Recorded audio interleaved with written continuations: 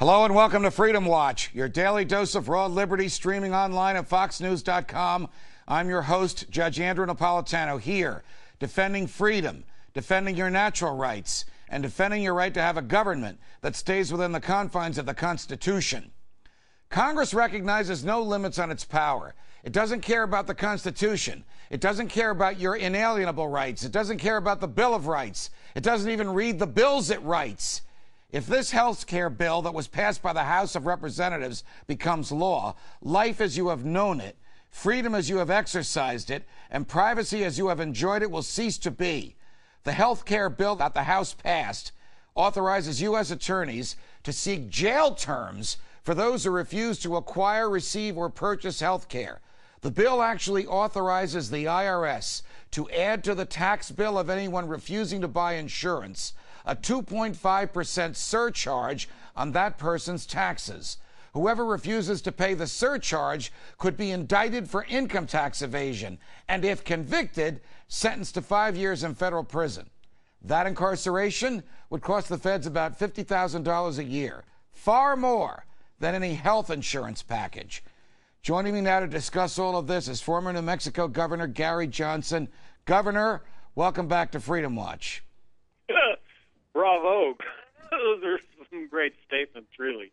Governor, when you were the governor of New Mexico, you were arguably the strongest defender of state sovereignty and the biggest skeptic of federal power in a state house anywhere in the United States in modern times. What can the states do to stop this steamroller that is coming their way from the federal government? You know, at this point, I'm not sure what can be done. I will tell you that Medicaid was breaking the states. Medicaid is breaking all the states, and that's the states putting up 25 cents out of the Medicaid dollar. Medicare has more broken the federal bank, $55 trillion in unfunded liability. The fact that we're going to double the national debt in the next 8 years, this is just something that can't be afforded. Now we're gonna add the great middle. So we got Medicare on one end, we got Medicaid on the other end. Both of them breaking the banks, state banks, federal banks already busted, and now we're going to add in this great middle. It's crazy. All right, a lot of people ask me literally what can be done. I mean, can the states, for example, attempt nullification?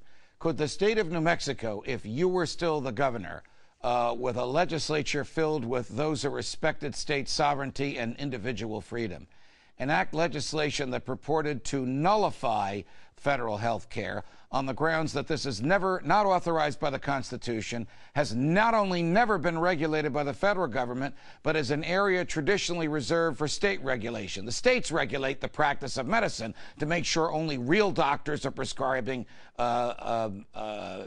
cures for their patients. In 1834, the state of Massachusetts nullified the fugitive slave law and wouldn't let anybody capture runaway slaves. And there's some minor nullification that goes on today with respect to medical marijuana and what time zone you're in.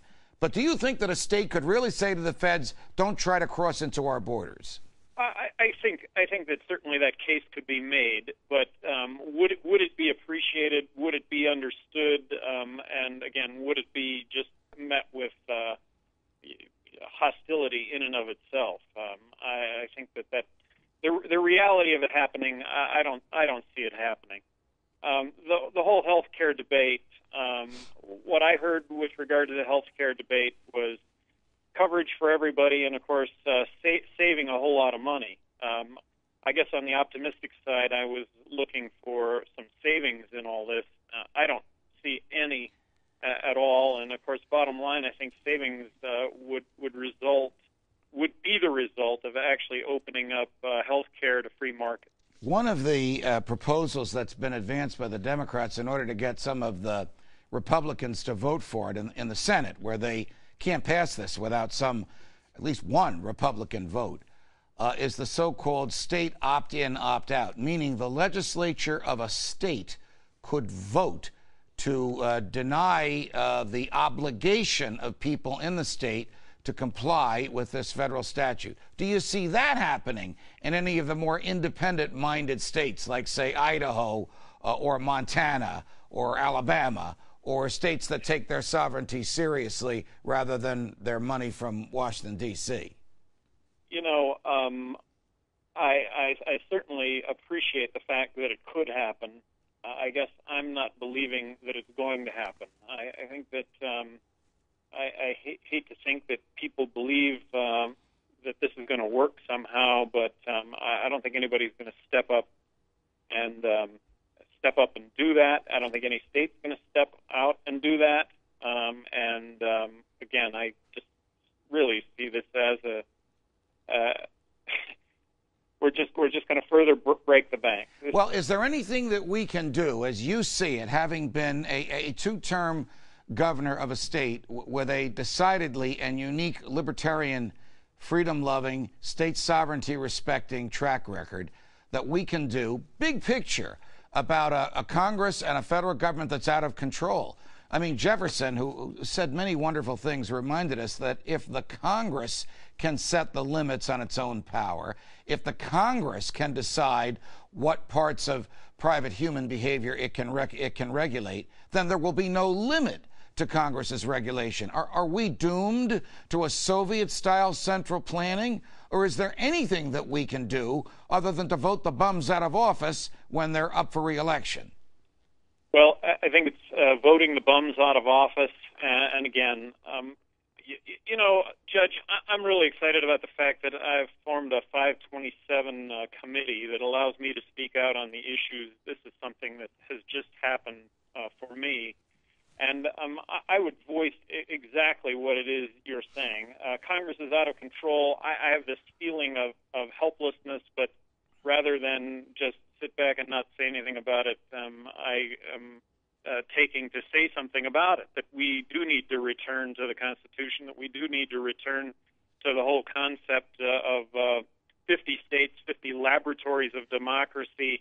Imagine health reform in this country if 50 states were to take it on all in different ways. And by doing that, again, that's back to the Constitution, but by doing that, you would actually have best practices, right? Something that doesn't exist today because the federal government has taken it upon themselves as the all-powerful, all-knowing, we know best, we're going to do it best. And in fact, that's just not the case. And as helpless as it is, I don't think anybody should give up on trying to make a difference. And yeah, bottom line, vote the bums out. Vote everybody out. Well, Ronald Reagan, as you know, was fond of saying, in this country you can vote with your feet.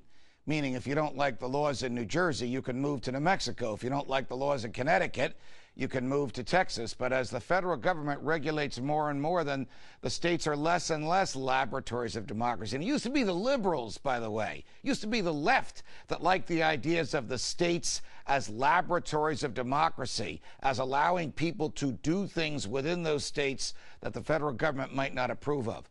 How about, and this is an area that you and I and many people watching us now have spoken out about, how about a state that decided to decriminalize marijuana, not just for medicinal purposes, but for private recreational purposes in the home? Do you think that the federal government would still pursue users and distributors of marijuana with the same zeal that it now pursues them? Well, Massachusetts went to the polls last general election, the day that Obama was elected, and voted 65 to 35 to decriminalize pot in Massachusetts. So that's happening. Denver, citizens of Denver voted to decriminalize marijuana in the city of Denver. Recent poll conducted. Gallup poll, 53% of the population said that marijuana should be not legalized. 53 to 47, but when you got 53% of the population that says 47% of the population ought to go to jail, got it. That's not good law. So I think that we're seeing that. That is happening, and I think the whole drug issue, the whole marijuana legalization issue is at a tipping point nationally right now. And maybe that's the route to more state sovereignty. Governor Johnson, thanks very much for joining us on Freedom Watch. Thank you. Keep it up. Thank you.